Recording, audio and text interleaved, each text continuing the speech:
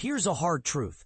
The NCAA's punishment of Michigan football feels more like a slap on the wrist than a real deterrent. But here's where it gets controversial. While the penalties tarnish their recent success, they might not sting enough to change behavior. Let's break it down. First, the NCAA's decision hinges on one big question. Will the Wolverines feel any shame? The penalties, including fines, suspensions, and lawsuits, and recruiting restrictions, certainly smudge their 3 Big Ten titles and national championship. But for a program that's dominated the field, these consequences might just be the cost of doing business, especially if they don't care about losing respect from rivals. Connor Stalions, the mastermind behind the off-campus scouting scheme, received an 8-year show-cause order. Jim Harbaugh, who ran a program largely dismissive of rules compliance, got a 10-year show-cause penalty with a 1-year suspension if hired elsewhere. At 61 and now coaching the Los Angeles Chargers, Harbaugh's punishment feels symbolic at best. Unless he shows genuine remorse, which he hasn't publicly, this is barely a scratch. And let's not forget Sherrone Moore, Michigan's current head coach, who faces a 3-game suspension for deleting text messages with Stalions. The program also faces hefty fines, estimated at $20 million or more, and 14 weeks of recruiting restrictions during a 4-year probation. And this is the part most people miss. There's no postseason ban or vacated wins.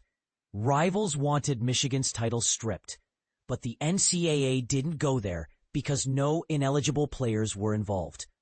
Some argue this is worse, a stained legacy without real accountability.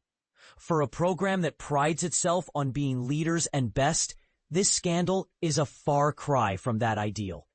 Yet it's still a national championship, one many programs would trade rule-breaking for. That's the uncomfortable truth. While some Michigan fans celebrate, others are embarrassed by the cheating. It's a title forever marked by controversy, but it's still envied by many. If this is the NCAA's strongest move after an investigation longer than the O.J. Simpson trial, major programs have nothing to fear. This was their last chance to assert authority, and they missed the mark. Now let's talk Central Michigan, CMU. Here's where it gets even more complicated. CMU can't afford similar fines, and their involvement with Stalions could spell trouble. The NCAA confirmed Stalions was on CMU's sidelines, not just scouting for Michigan, but also aiding their play caller. With Costner fired and McElwain retired, CMU faces its own reckoning. Athletic Director Amy Folin would be wise to cooperate fully, as similar penalties would cripple a program already losing money on football. For Michigan State fans, this is a bitter pill to swallow. The best response? Win the rivalry games. That's the only way to regain footing after years of disappointment. As for CMU, MSU's former AD, Alan Haller, was frustrated by their lack of accountability. New AD Jay Batt might feel the same, especially with 2 games against CMU scheduled. A public apology from CMU is long overdue, and MSU should reconsider their relationship if it doesn't come. But here's the real question. Does the NCAA's handling of this scandal make you trust them more or less? And for Michigan fans, is a stained championship still worth celebrating? Let's hear your thoughts in the comments.